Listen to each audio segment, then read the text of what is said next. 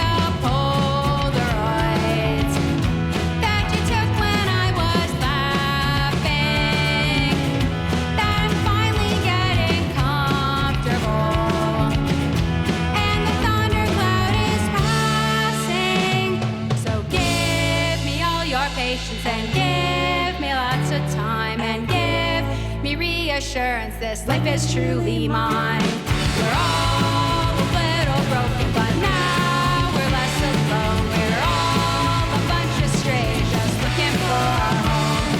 We're all a bunch of strays just looking for our home. We're all a bunch of strays, but now we're finally home. All right, and that was Strays by Early Riser. We're going to take a quick break and come back and talk with Kiri Oliver, so please stay with us. All right, and we're back. Let's bring in Kiri to talk about the song Strays and the band Early Riser and see what they're working on. Hey, Kiri, thank you for taking the time to talk with me today. Thank you for having me. I'm so excited. Absolutely, absolutely. So, I kind of came upon your band and this record specifically real recently, and it's so much fun to listen to. I mean, I've read your bios and I've read some press that you guys have got or you all have had, and I really am into the production, the sounds, just the choices instrumentally and everything that you're doing. But I'd love to hear from you. Why specifically did you want to talk about Strays today? Well, Strays was the first single off of Big Life, and it wasn't originally going to be. We worked really, really hard to write an album with a lot of very catchy anthemic songs. That was kind of our goal. Mm-hmm. And there were a lot of singles or a lot of songs that I think could have been singles. And I think originally that wasn't necessarily the first one that we were thinking of. But then once we talked to our label and some other friends that we were sending it around to, that was coming to the top. That it was really resonating with people. And they're like, oh, that one's so catchy. And I love the dog theme. Everyone's telling us we should do like a dog music video. And then we didn't end up doing a dog music video because that's been done. Other people have done great videos where they just hang out with dogs. So sadly, we did not get to do a hang out with dogs music video. But there was something about it that was resonating with people. And we're like, okay, maybe this actually should be the first one. And no, right on. It is, a very meaningful song to me. And I think represents a step forward in my songwriting as well. There were a lot of things that I was going for when I wrote it, which wasn't always the case, like a lot of the songs that we've written over our now, 10-year career, I can't really remember. I was just like, oh, I was having a feeling and that song poured out. But this was like, I had a feeling, but then I was thoughtful about it of like, I want to write this song where there's this metaphor about, because what inspired it was that I had left a toxic job that I'd been at for more than a decade, Yeah. and I got a new job. That's a great job. But I was having a really hard time transitioning because I had been in such a bad environment for so long. And I found myself saying to people, like, I feel like a scared rescue dog that's just kind of like hovering in the corner because Sure. I like can't trust that I'm going to be treated well and I'm going to feel safe in this environment. So I took that idea and decided to build out this metaphor and then decided to not write about the workplace, but write it like it was a relationship. Like you're in a new relationship, you've left a bad relationship, and you feel like this scared dog, and kind of extend that to like how it feels to trust someone again. So that was a really cool process and a little Yeah. more intentional than some of my writing has maybe been in the past in Sure. terms of what I wanted to accomplish and do with it, and not just what I wanted to write about and get out. So I think that's really cool to see how that came out in the end.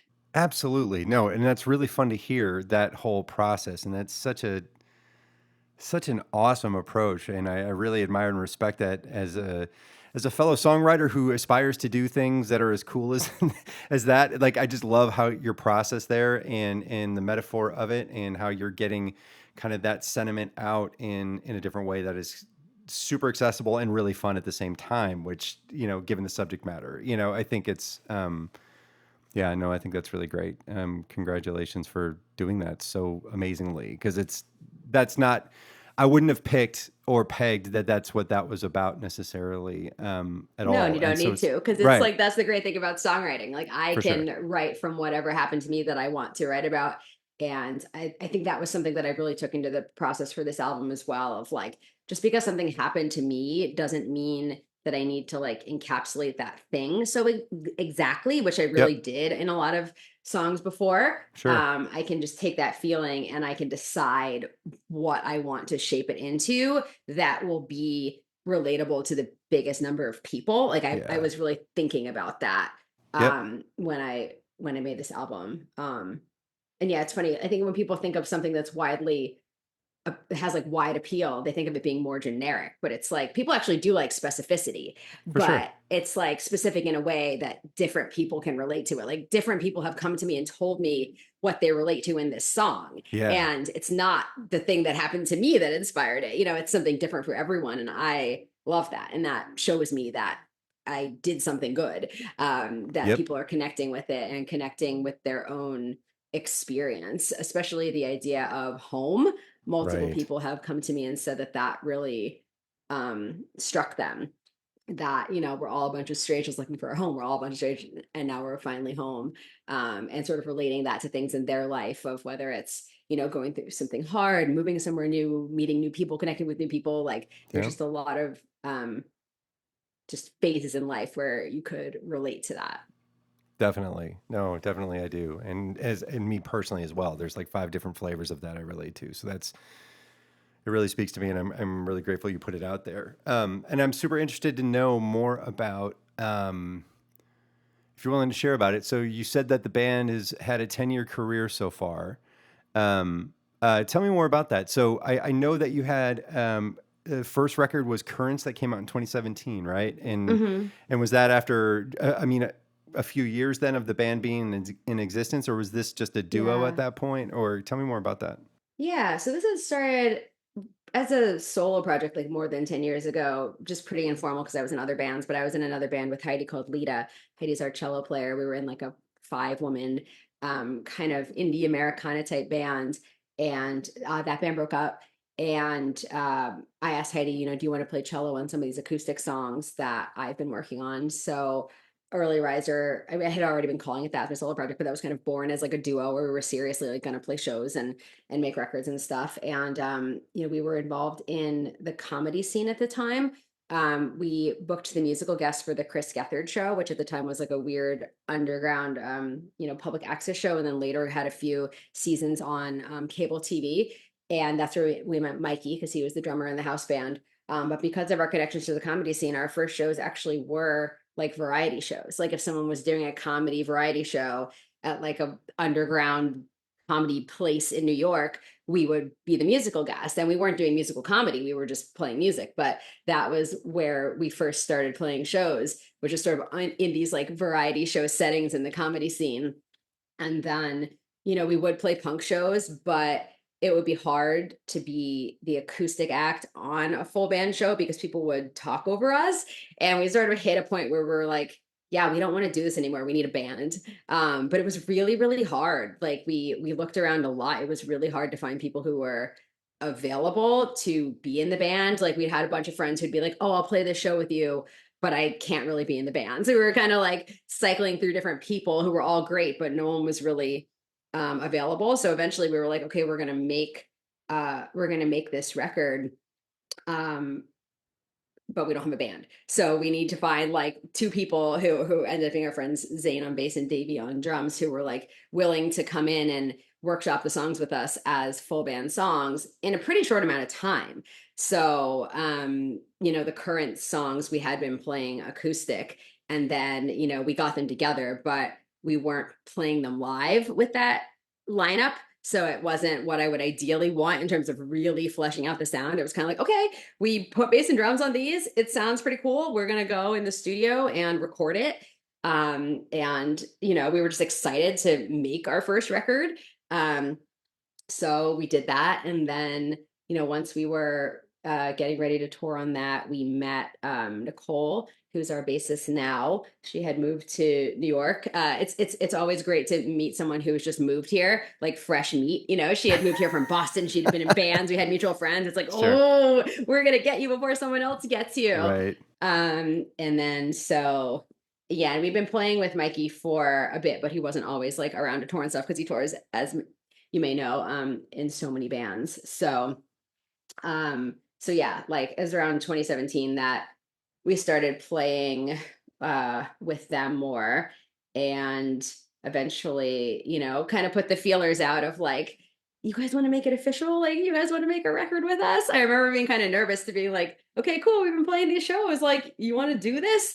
And with someone like Mikey, who's such a busy drummer and, you know, in so many bands, it's always like, it's, you don't know what he's going to be available for. So I was Sure. like, Oh yeah.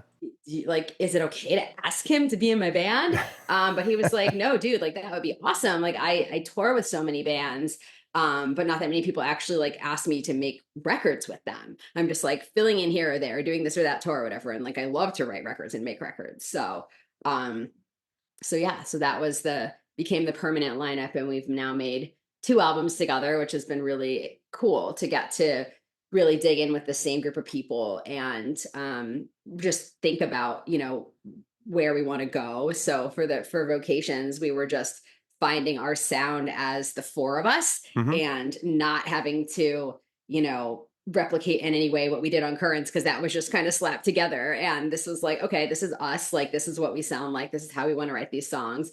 And then having already made a record together, once we got to do this one, we all had like different but kind of similar goals of what we were bringing to it. Like as I was talking about before, like wanted to push my songwriting forward in certain ways, also wanted to push forward my guitar playing. Yeah. You know, I'm self-taught. I had played, you know, a lot of the same strumming patterns and the same chords in a lot of those songs, and just very utilitarian, which is fine because I'm really like mostly focused on the lyrics, but I knew that my songwriting would move forward if I like broadened my palette of what I could do on guitar in terms of different chord progressions and different rhythms and stuff. So that's something that I was working on and bringing to it. And then everyone else kind of brought their own ideas of like, you know, Heidi saying, okay, this is the riff that I would normally write for this. I'm gonna try something different. Or Nicole's kind of saying the same thing on bass. Like I would normally just do this on bass. Why don't I try something different? And everyone kind of brought that spirit to it, which is really cool. That when you have a group of people who work well together, but you're each like trying to push forward what you do Hmm. a little bit, then that pushes forward the whole thing. And I think that that is really evident in just making these songs like as catchy, as epic, as anthemic as possible, which of course was also made possible with the production, working with John and Yellow, who was like our dream producer. And he knew that's what we wanted to accomplish. And he really, really helped us do that. That's awesome. So how long have these songs then for this record been sort of ready to go? Like when did you start recording? We recorded it a year ago. So Okay. November 2023. Got it. Got it. And then is the Asbestos Records thing, is that a new thing for you, or is that Yeah. have you released other stuff on that? No, we were on AF Records, which no longer exists because one of the founders of Anti-Flag is an abuser. Uh And so, yeah, so after that happened, we were very focused on supporting the survivors, getting involved with the Punk Rock Therapist, which yep. is a nonprofit. And yeah, so we didn't really know for a while or even really think about like what we were going to do Sure. label wise. But once the record was in hand and mixed and mastered and everything, we were like, all right, like we don't necessarily want to self-release this. We really like putting out vinyl. I do a lot of stuff for this band every single day, but one thing I don't want to do is try to coordinate with the pressing plant. I don't really know how to do that. We would love to have a label. It's like the best part of being in a label is just like the community that you get with the other artists For sure. who are on it. And we did get that from AF. There were a lot of really great artists that we connected with and are friends with still, including the Homeless Gospel Choir, who took us out on our first tour in 2017 and now is also on Asbestos Records. So is now once again our label mate. And he kind of vouched for us to Matt Flood, who is the label owner.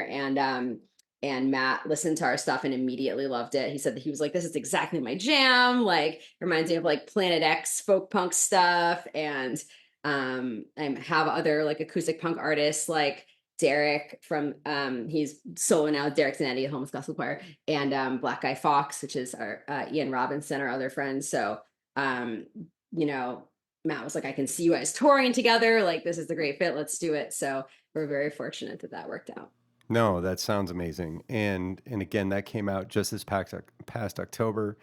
Um, so question on that, where is the best place then for people to go find this record or to buy it? I mean, is it through asbestosrecords.com? Is it on Bandcamp? Where should people go?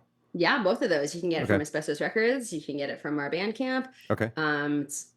Digital is our Bandcamp or any whatever streaming platform you use. It's everywhere. Great. Great, great, great, great. And so then you're playing Fest this weekend, yeah? Yes. Got it. So, for everybody who's listening to this, I'm going to do my best to get this episode out before Fest. That happens this coming weekend, late October 2024. But in case it happens to slip into the following week, that's what we're talking about is Fest, a festival that happens in Gainesville, Florida every year. And I think they're on Fest. What is it, 22 this year? Oh gosh. Yeah, I'm going to get that wrong. Might be like I think it's like 23. Got it. Okay. Oh wait, no, you're right. It is 22. Oh, cool. Okay. Because it always confuses me when I see Fest 22. I'm like, wait, are they saying 2022? And I know they're not. So I always have Yeah, to it's think about it confusing. I twice. think it also got like thrown off by COVID and COVID, yeah. sure. Yep. So you're coming down from Brooklyn then to come to Gainesville to play this. When are you doing are you en route? Are you doing a string of shows on the way down? Like, No, how's that working? Mikey's touring down with the Dopamines, Okay. and we're all just meeting in Gainesville. Got it. And when do you play at Fest this weekend? We play on Saturday at 10:40 p.m. at the Woolly on Got a it. very exciting stacked show with a lot of our friends like Rebuilder and Dead Bars and Doc Hopper, the Eradicator, Fun. Teenage Halloween, Fat Heaven. So it's gonna be really fun. No, that's great. That's awesome. Um, Super excited about that. So then are you doing any other shows after that on the way back, or is it just you're just coming down here for this because Mike's going to continue on doing some other tour and then you're going to meet up later, or kind of what's the We're plan with just that? going in, going back. Yeah, we just Okay. we just did like a weekender of album release shows and we're doing Fest, and that's all we have planned for the rest of the year. We need to sleep. I bet. We have jobs Sure. and other stuff we're all managing, and yeah, it's a huge accomplishment to get a record out and get to do Absolutely. all the stuff around it and go to Fest. And then I think we just need a little time to rest and then figure out how we can continue to get this record out there next year. Maybe go to some places we haven't been before. No, that's great. Have you played Fest before? Only once before in 2017, Okay. which was a great experience. But yeah, it used to conflict with my aforementioned job. I had like a really big event that I had to plan every year, like the same week that Fest was, or like the week after. Oh, So I couldn't really get time off. And so yeah, now I'm free and I am yay. available the last weekend of October. So yeah, very happy to be going back. Oh, that's super awesome. Right on. Well, let's do this. Let's take a quick break and then we'll come back and find out what else you got going on that you want to talk about. And let's kind of go from there. Is that cool? Mhm. Awesome. All right. And we're back with Kiri from Early Riser and talking about the song Strays. And so, Kiri, let's tell me more about the song. Tell me more about your influences as a songwriter, kind of what you're going for stylistically with that. Anything you want to go into that kind of gets more deep into the songwriting process for you. Yeah, thank you. Well, for anyone who's followed us for a bit, it's not a secret that we are really big fans of the Weaker Thans and John K. Samson from Winnipeg. And yeah, he's definitely one of my favorite songwriters and biggest influences. But until I started working more on my songwriting and guitar playing in a really intentional way, I don't think my influences necessarily came through directly because I didn't know how to channel them. Like, we all have influences in terms of like the reason that we write songs or, the things we listen to that of course influence what comes out. But Sure. like I never really knew how to say I want to write a song like in the style of this person because you need a certain level of understanding of how that person approaches it musically Hmm. as well as lyrically. And I don't know, for some reason writing this album that clicked for me. So John K. Samson was the main musical inspiration for this song. Weaker Thans fans know he has a series of songs about a cat, Virtute the cat, or really they're narrated by a cat, but they're about a person who's struggling. And this the first song is called "Flee from a Cat Named Virtute," and it's like a fan favorite Weaker Than song because it's this cat who's singing to her owner, and it has this Nice. climactic part that's like, I know you're strong. So she's kind of like giving him a pep talk through this clearly kind of hard time in his life. It's just such an endearing song. And then the second song in the trilogy, which we covered for the Weaker Thans tribute, Virtute the cat explains her departure, is like one of the most heartbreaking songs I've ever heard, where the cat basically narrates running away and forgetting her name. And they have this line, I can't remember the sound that you found for me, about forgetting her name, which is to me, it's just like every time I think about it, I like cry. And then on one of his solo records, John wrote another song called Virtute at Rest, which if you think it couldn't get any sadder, now the cat has passed Oh, and is talking to the owner from this little nest in the back of his brain that he has created for her where she lives now, and she's still like continuing to provide him comfort. And I really can't listen to that one without crying. But yeah, the fact that this person created such a rich world that continues to like move and inspire people so much like around this fictional cat, I yeah. just really love that. So once I knew that I was writing a dog metaphor based on the scared rescue dog thing that I had said about my own life, I was like, oh, well, I'm going to write like a John K. Samson style song, like the cat songs, but I'm going to write a dog song. And, that was really the inspiration of using the dog metaphor to write about something, that may have come from a difficult place, but like from an uplifting angle. Absolutely. Have you had the chance to meet John K. Sampson? Oh, only very briefly. Don't meet Yeah. your heroes. Right. I get so nervous. Like I don't really like to talk to musicians or people I admire unless I'm working with them, which is why I really Sure. liked being a music booker, because I was able to meet people I really admire Yep. and kind of meet them as a peer, because I was just like working with them and doing logistics. And yeah, like I'm not someone who really feels comfortable going up to people at shows and gushing or whatever.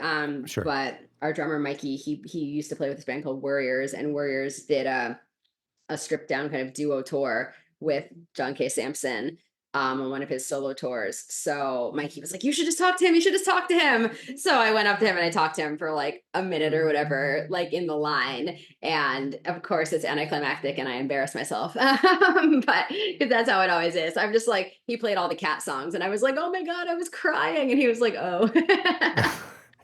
But no, he's amazing. Right on. Yeah, you can't yeah, you'll never live up to your own expectations of what it's going to be like meeting someone that you admire, especially I think when it's in kind of like a fan artist structure. That's Oh, why I for really sure. like meeting people. Like if you play with someone or you book them or whatever, then it's like, then you can just kind of talk to them like equals. I mean, obviously Yep. they're still like, Sure. more well known and higher up in the scene or whatever, but like it feels more like a peer. So it is hard for me. I'm not someone who knows how to interact with musicians like as a fan, so I usually just avoid it. No, I totally Um, understand that. I mean, yeah, I have two just glowing, awesome examples of that in my past where I got to meet like just huge heroes of mine, and I ended up just sort of fanboying out on them, and it was so embarrassing. And I'm like, oh my God, I can't believe I just did this. And they were super gracious about it and really cool about it at the same time. But no, I totally understand. I was fortunate enough to do a couple of tours where there's a bunch of different artists, and like you're talking about, to me, it's like there's this sort of I don't know why I was equated it to this, but for me, like where I came up in Minneapolis, like I was a bartender at this one spot, and I always thought it would be so cool to be a bartender at this one place when I was, young and just like, oh, whatever, it would just be really fun in the scene to do that.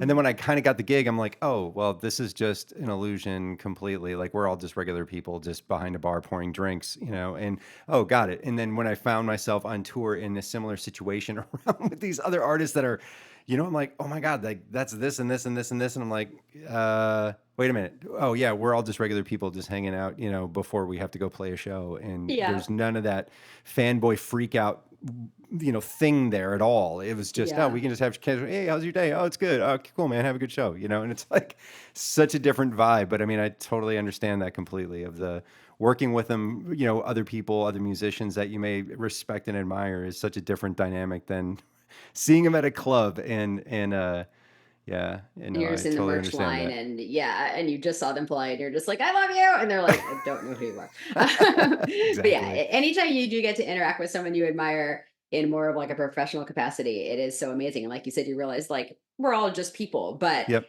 normally you don't get to talk to someone you admire just as a person. And even if you're in that merch line, like maybe there's a way to do it, but it's hard, right? For Like, sure. I've seen friends fangirl or fanboy to artists and start talking about their own band, which to me felt cringe. Maybe that's not me to judge, but in that moment I was like, oh, I wouldn't do that. But it's like, it's hard because that's how you connect, right? Yeah. Like if I'm connecting to another musician in general, like I'm going to talk about my music in there and talk about their music, and we're going to connect. But it's also kind of hard when you're in that like fan artist Hmm. environment. Like it's it's going to be different if you just start talking about your band to them. You're still not going to be able to connect like as peers. It's going to seem like you're trying to give them your demo, like that old school, Right.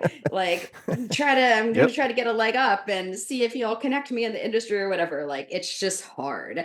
I don't really know if there's a shortcut in that type of environment to actually like making a genuine connection with someone, because it's just not like set up for that the same way when, like you said, you're on tour, you're all just hanging around, everyone's just like people. Yep. Yeah. No, that's yeah, that's such an interesting dynamic, and I've seen that so many times. And I've been on that side of it. It's like, oh, wouldn't it be great if it's like that, dude? It's just not going to happen. You can't have some sort of real sincere connection while someone is standing behind the merch table, like signing stuff and just like rifling through people and like trying to have some meaningful interaction that hopefully will result in, I don't know what, you know? So yeah, that always just felt like a lost cause to me, but It is hard, but that reminds me, like being on the other side of it, especially as like a smaller artist, it is really awesome when people come up to the merch table and you can talk to them. And something that I love is that a lot of people bring their kids to our shows. oh, Like that's we're old cool. enough now that like some people have kids who are old enough to go to shows. Yeah. And we played a show in Wilmington for a record release, Uh-huh. and a guy brought his 11-year-old daughter, and they came up to the merch table, and the kids are always like pretty shy in my experience, Sure. but he said, like we were watching your set, and she turned to me and she whispered, I like her songs. And I love talking to kids, especially girls. Like if I Yep. can be someone who inspires them to start a band, because no one told me when I was that age that I could start a band. Like I was taking piano lessons, but like I didn't know that I could be in a rock band because I didn't really see that. Sure. Didn't have any like female role models or other girls around like playing rock instruments. So just to be able to say to someone like, hey, do you sing? Do you play guitar? Like, do you write songs? Like, you can do this. Like, you totally should do this. That's so fun and like so rewarding. I would say that's like my favorite type of interaction, inspiring the youth. Absolutely. No, that's awesome. That's awesome. That's great perspective on that for sure. I want to just ask you though. So I know just kind of being mindful of other folks that listen to this podcast. It's a kind of a cast a wide net stylistically, and there's people who don't know a lot of the deep bands in certain scenes and genres and when this happened or what happened. And from your perspective, I would love to know, if you're willing to share it, what is your favorite Weaker Thans album? Because I would love to kind of just, hey, everybody go listen to this Weaker Thans record as well, because then you can kind of get some perspective on that. Like, is there one that you'd particularly push? Yeah, I would say probably Reconstruction Site. Okay. Yeah, they're really a fantastic band. I know a lot of people don't know about them if they weren't in like a particular corner of the scene, but they Yep. really cross a lot of genres. They played like the singer had played bass in Propagandhi, which is like a Hmm. political punk band from Canada, but he was the kind of like softer guy in it. So he went off and wrote his little indie rock songs. Even though they played sort of with a lot of emo bands and stuff, they really kind of transcended genre and had different elements of like punk, emo, indie, even like a little bit of country slide guitar and stuff. But like the thing that, I'm looking for in music that I like is not the genre, but just like the songwriting. And, Yep. they have some of the best songwriting I've ever heard, just like really like literary level. Someone that you can tell like his whole passion is just finding the right words for something. He uses a lot of words that I've had to look up.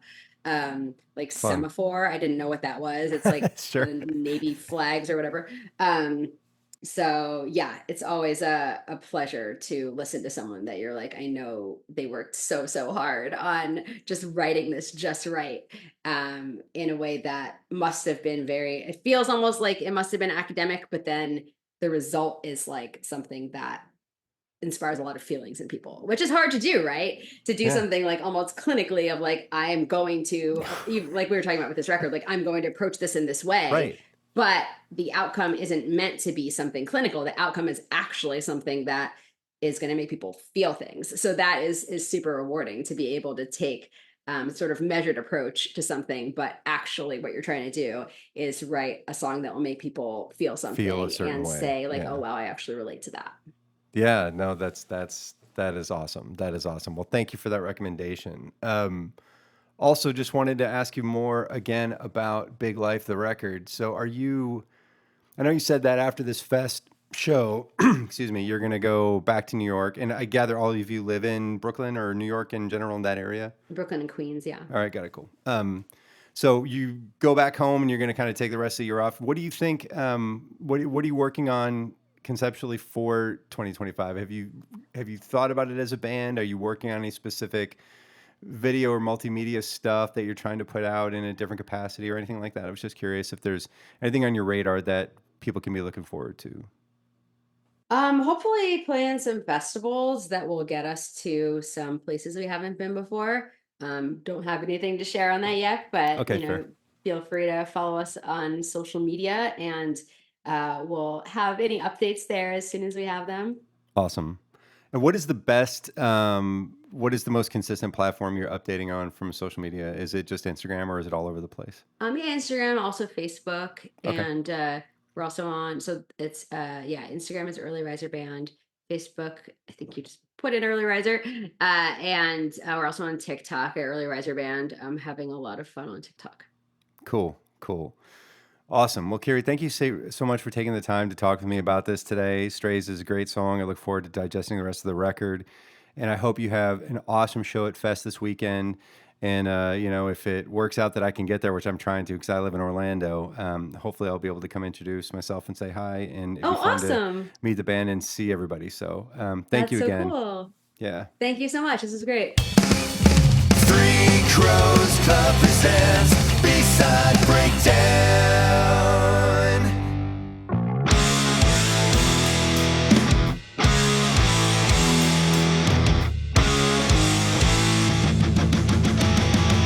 Finally have my footing, tiptoeing in the dark.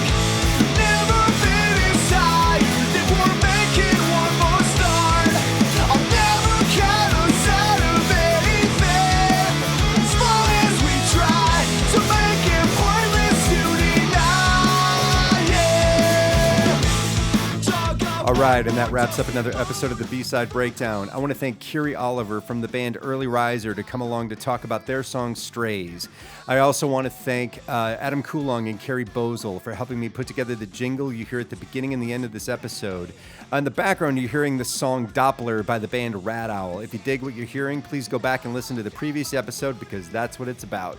Up next, we have the band Omnigon and Adam D, who I'll be chatting with. I'll give you a brief snippet of their song Grief at the end of this episode. Please subscribe to this podcast wherever you get your podcasts. Thank you for your continued and ongoing support. I really appreciate it. Stay safe out there, and we'll see you at the next one. Thanks.